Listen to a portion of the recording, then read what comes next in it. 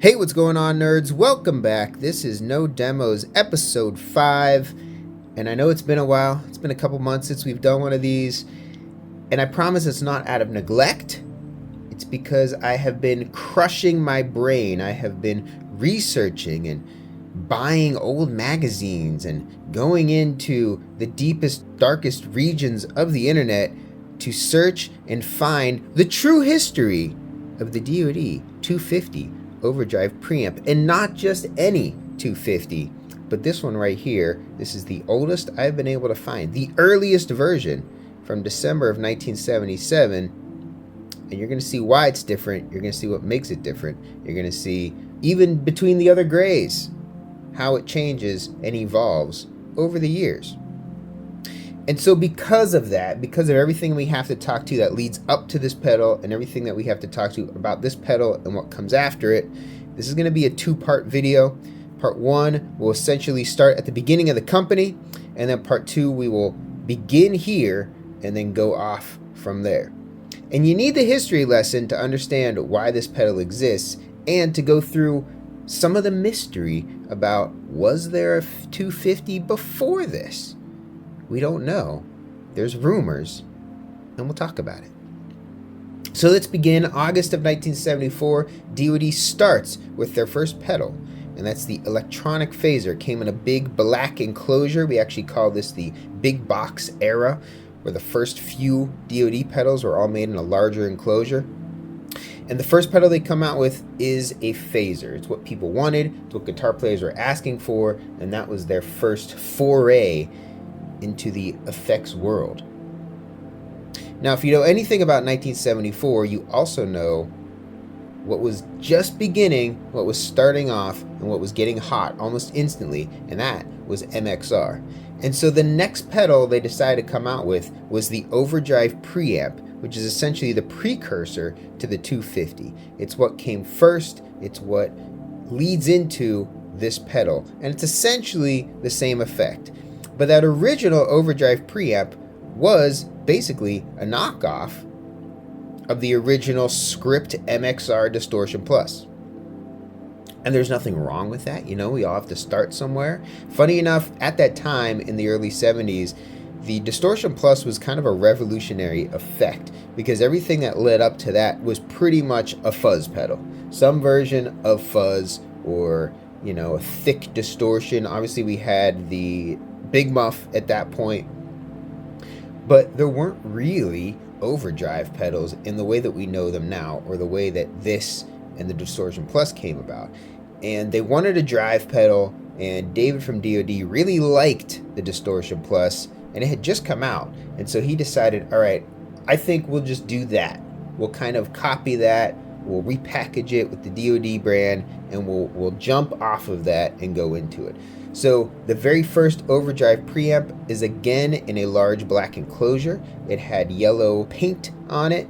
Funny enough, they stuck with that throughout the life of the pedal. You will always see yellow with a 250. And it sounded awesome. It was a bit darker, a bit muddier, not quite as gainy as what would come after it, but sounds sweet, very, very chef's kiss, if you will. So after this, there's still kind of at the end of 1974, sometime early 1975, it's looking like they actually redesigned the electronic phaser. They wanted a more exaggerated sound. People were now chasing a more extreme version of phasing, and so David goes back into his basement and redesigns the phaser, and they come out with the electronic phaser B. Now, what made this different, and I don't really understand the circuitry of it, but apparently he added, not just added, but completely made a new circuit that involved feedback within the circuit itself, which makes a more exaggerated sound. Now, what's funny, and I didn't really know this, is that for a while, it seems like they were making both of the electronic phasers. The original one and phaser B are making them simultaneously, and we know this because I've been able to find photographs with dates on either the pots or the components on the inside, where the original electronic phaser, some of them date after or even serial number after the phaser B.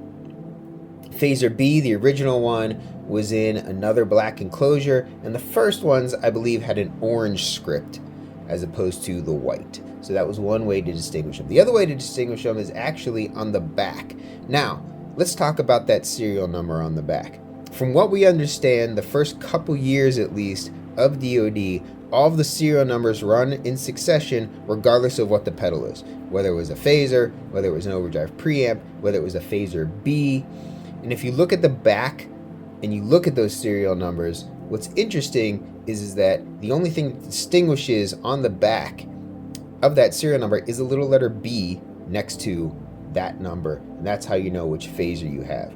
So I'm assuming they did that because if they were going to put in orders, if you're ordering out of a catalog, for instance, and you're going to run into this theme a few times with them, you needed some way to distinguish which one was which. They didn't, I don't know, I guess they didn't want to rename it.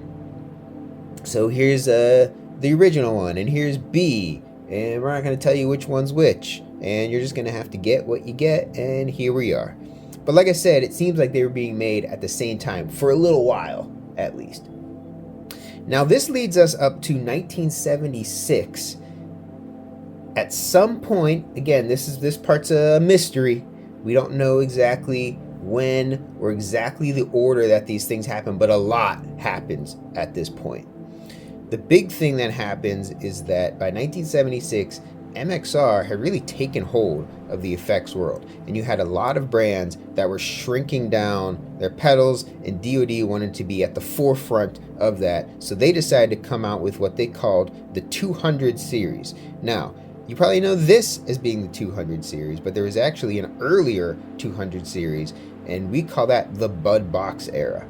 From what I've been able to find, any pictures of those original Bud Box DOD pedals, they're all in a white painted enclosure, and they have different color ink depending on what the effect was. I don't totally know. I have been able to find what I believe is an ad from the Bud Box era that shows all of the effects. I don't 100% know if that's what those were, or if that was what the very first original the tooled sand casted enclosures were. I don't know, but I think they were actually what was available in the Bud Box era, and I've been able to find photos of some of them. So they now shrunk down their pedals and created some new effects. And so now you have a situation where you have the big box pedals, and you have the smaller pedals. And so they decided to call that the 200 series because it was the second series. But now you have a little conundrum. You have a little problem. I'm going to guess here, this is totally just me thinking out loud as to why they went from the 200 series and the big box pedals, they started calling those the 600 series. So why didn't they call those the 100 series? That would make more sense. But I'm thinking, hey, you have a catalog in front of you. Maybe they didn't have the type of money yet to put pictures of the pedals. So now you're looking at a catalog and you see 100 series and you see 200. 200's bigger than 100, and they're going to think, oh, if I get those 200 pedals, I'm getting the bigger pedals. And so my guess is they were like, okay, well, let's use a larger number for the first series. But why not 300? Why not 4? Why not 5? Why 6? Now, the only thing that makes sense to me is that if you were to hold up one of those Bud Box pedals and you were to hold up one of the big box pedals, the Bud Box pedals are roughly 1/3 the size of a big box pedal. And my guess is if they decided, all right, we're going to call those 200, 2 times 3 is 6. So now we're going to call these the 600 pedals. Few things happen though in addition to that. So now they come out with a smaller group of pedals. They start numbering all the pedals because originally it was just the Overdrive Preamp. Now it's the 650 Overdrive Preamp. It was originally just the electronic phaser. Now it's the 604 phaser. Another thing that seems to happen is they seem to stop making that original phaser, the electronic phaser. So now they make a Bud Box, the 201, and they make the phaser, the electronic phaser B. Another thing that happens is they redesign the circuit of the Overdrive Preamp. So this is a big year for them. They want to distinguish themselves quite a bit from MXR and from other brands that are doing those MXR style ripoffs. And so they keep the circuit roughly the same. They change some component values, but the big thing they do is they change the clipping diodes from germanium to silicon, and this changes the sound. These little switches is what creates what we know as the 250 Overdrive Preamp. It makes it bigger, it makes it louder, it makes it bolder. You can get more of a crunchy, crispy sound at the higher gain settings that you cannot get with the earlier version. You couldn't get with the MXR Distortion Plus. So that was a big change. The other thing that happens is if you look at the inside the PCB on the first version of the Overdrive Preamp, and really the first version of the big box pedals, the way that it was made is that the pots were not soldered in at all. They were just kind of screwed in to the top of the enclosure, and then you had wires going from the PCB to the leads on the pot. But what happens is with the 600 series, when they change it over, they actually redesign the PCB completely, and now the pots just go right in. There's 3 holes, boom, they're in there. There's not really a reason why I could think that they would do that. Maybe it was a cost-cutting measure. Maybe they could make things more streamlined by doing that. I don't know, but what's interesting about that and why it matters is that they then continue that throughout the life of pretty much all DOD pedals, including this one here. Another big thing that happens is they come out with a third effect. So you have the electronic phaser B, you have the Overdrive Preamp, and you have the 602 graphic equalizer. So now you have 3 big box pedals and you have the bud box pedals all coexisting, all being made at the same time. Oh, one more thing before we jump into 1977, and this is a little, you're probably going to wonder why this matters, but the other thing that changes is they go from that serial number sticker on the back that's just in succession of all pedals to a serial sticker inside of the pedal that is just for that effect. And you can tell because when you look on the inside, the Overdrive Preamp will say 650, so 650, and it'll say, 0001, whatever, which would be the first 650 theoretically. And then the 604, which is the electronic phaser, you would see 604, 0158, which is 158th, whatever, 604 that was ever made. This is something that you'll see continue again throughout the life of DOD pedals. This pedal has that same sticker on it. I'll show you one here. So if we look at this is another one that I have. So 250 tells you what the pedal is, and then 1083. So theoretically, that would mean this is the 1083rd 250 ever made, but we'll get into why that actually is not the case, probably on the next video. All right, so now it's 1977. We have a whole new set of pedals. We have a new numbering system. We have a new serial system. We have a new big box pedal. We have a lot of new going on. DOD also decides that they're going to sign on with a US distributor, maybe start running some ads, getting their pedals out there. And my guess is that is why they did this big overhaul and this whole new numbering system. Probably was because they started to sell more and they wanted to make it easier. Maybe the distributor said, hey, we need to have some kind of checklist or something. You can't just make serial numbers regardless of what the pedal is. You can't just have a name, it's got to have a number designation. I don't know. Whatever they did. I mean, if you look at other old brands like Electro Harmonics, for instance, you never think of the Big Muff having a number, but it did have a number. When you look at those original ads, you see that there's a number next to it. You can check a little box and say, this is the one I want. This is what I want to order. So it's just how people did it back then. So now it's 1977. MXR finally notices DOD, and they get a hold of their bud box pedals, and they send them a cease and desist. And essentially, what's interesting about it initially is that they're like, hey, you're copying our pedals. don't do that. If you do, we're going to sue you. And so because of this, DOD really doesn't want the trouble. They don't want the pain. They don't want to have to put in the money for a lawyer. And that is when they decide that they're going to make what we know as the 200 series. They're going to make their own enclosures, so there's no confusion whatsoever. This is a DOD pedal. It's nothing else. And in addition to MXR using bud boxes at the time, there were a few other brands that were all using that same enclosure. And apparently MXR was just sending out these cease and desist left and right. Now, what's really interesting is, kind of jumping ahead a little bit, is when they did come out with these, MXR came back and actually sued DOD. So they didn't do it when they were in the bud box era. They did it when they came out with these. And their whole idea, the whole reason why, apparently their patent was that it had knobs on the front and jacks on the side. And they said they had a patent for a guitar effect that had that configuration on it, which is kind of ridiculous when you think about it. So ridiculous, in fact, that DOD fought it in court and were able to show that, you know, if you look back at electronic magazines from 1967, you can find exact pedals like that, and they were copying that, not MXR, and it actually invalidated MXR's patent on that, which is why tons and tons of pedals are still able to do knobs on the top and jacks on the side. So you can thank DOD for fighting the good fight and allowing the rest of us to have pedals that can connect side to side. So now we are at some point in 1977. DOD decides that, hey, you know what? I don't want to mess around with MXR.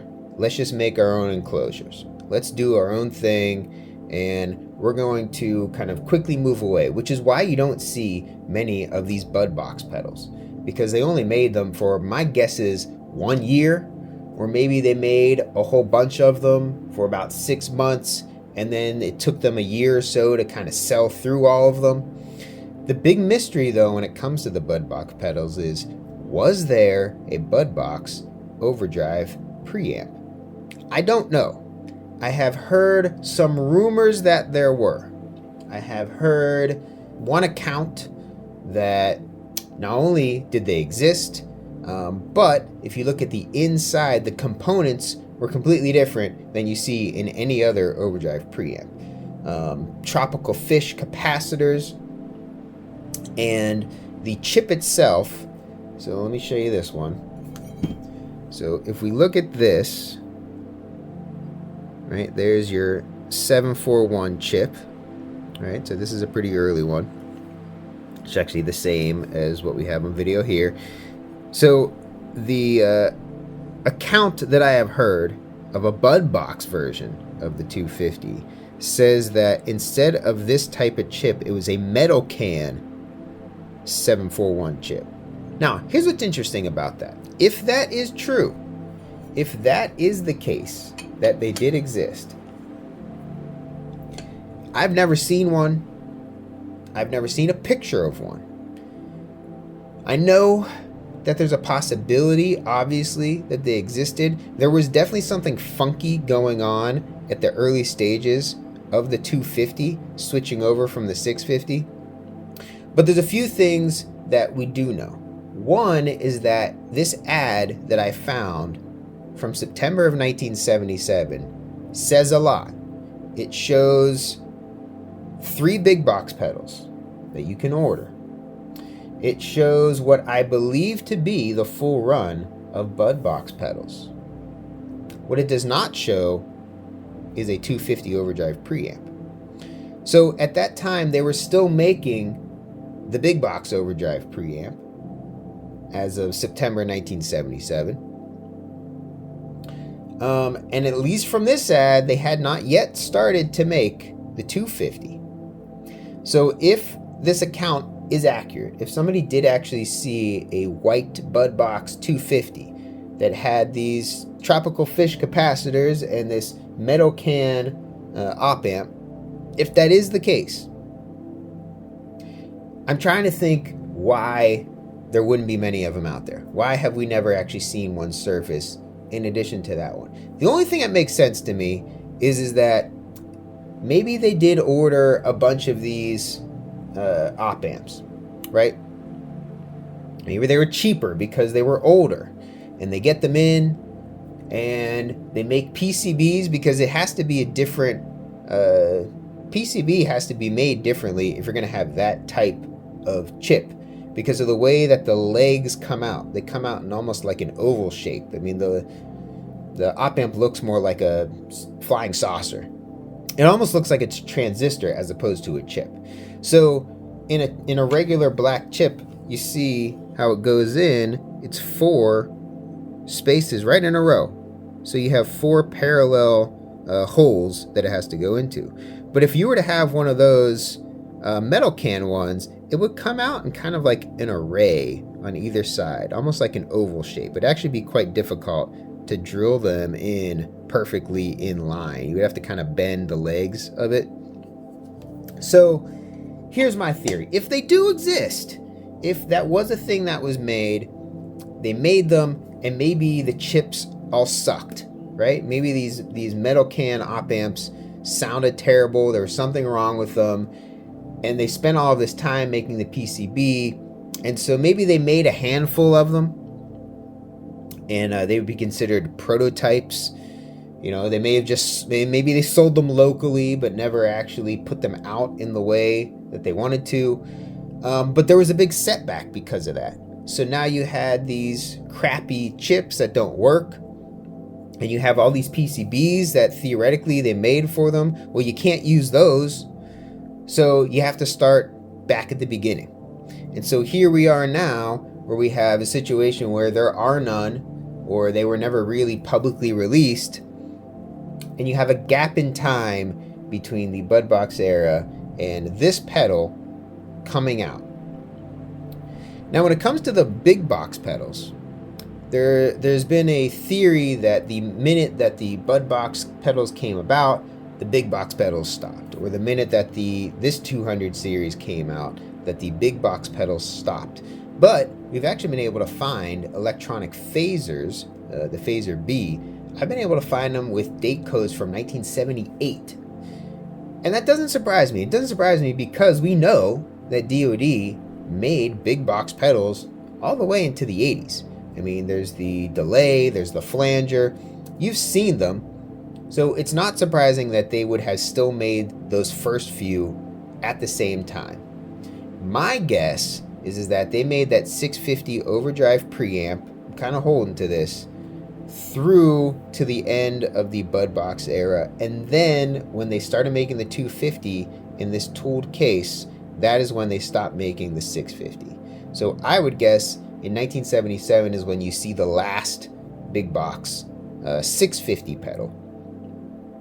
Just complete speculation, but it does make a little bit of sense.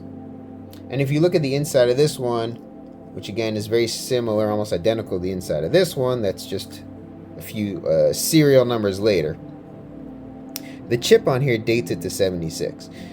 So if we see that same sort of chip dating on the big box pedal, the later one, the silicon clipping diode version, right? Even if we see 76 on that code, we know that actually they were using older parts. So that's my guess when it comes to, you know, the crossover of big box into the tooled box version. Now, if we look back at that ad, the ad from September 1977, an interesting thing kind of shows on there. And it's that little sentence in there. We are a growing company offering a complete line of special effects. It really seems like they were introducing themselves to the world at that time. I would love to be able to find earlier ads, but that's a big one to me. Now, the next ad that we see shows the new shift. It shows the breaking away from the bud box pedals into these beautiful gray sand-casted enclosures. And I happen to have the ad right here. Now, this is Musician Magazine. Now, this one is from December of 1977, but there's actually, if you look online, there's a PDF copy of the November issue, so right before this, and it has the same exact ad. So let's open it up here. And there you see the introduction of what we know as the 200 series. And you see the two, my guess, first effects that they made. So the phaser, the 201, which obviously was a carryover from the Budbox era, and the Sept preamp, which was another carryover from the Budbox era. And those are actually two Budbox pedals I have been able to find pictures of. But again, look at what they're doing. Now, here's something interesting. If you look at these and you look at the logos on them, this is what we call the 3D DOD logo. And from what I've been able to find, all of the first series in the gray tooled enclosures, they all had the 3D logo. But let's look at this. This doesn't have the 3D logo. This has what came right after the 3D logo. One more thing to point out, actually, is if you look at that, maybe not something that jumps out at you initially, but there is no 9-volt jack on either of those pedals. There's not even a place for it. There's no designation. There's no area for it. And it's the same thing on this pedal. And you're going to see on the next video distinguishing the first versions of the Overdrive Preamp from the later ones. A big part of that's going to be, does it have a 9-volt jack or not? Now, I think we've gotten pretty deep into it, so I will leave you at the end of today. We'll give you a little cliffhanger, which is this pedal. Oh my, what's that? That looks like a 3D logo. But is it earlier? We'll talk about that. And more on the next video, part 2, which hopefully I make next week. So that's it. As always, if you have any information, if you happen to have any of these musician magazines from 1977 before November, January up until, what's November? October. If you have any of these seem to be the only places that I've been able to find any of those DOD ads. If you have any of these earlier, please let me know. Please definitely let me know if you've been able to find ads older than this one, because I would love to see them, because it's stuff like this that really helps us crack the code over here. All right, thank you for watching. We will see you on the next one, and we will dig even deeper into the 250 Overdrive Preamp. All right, peace.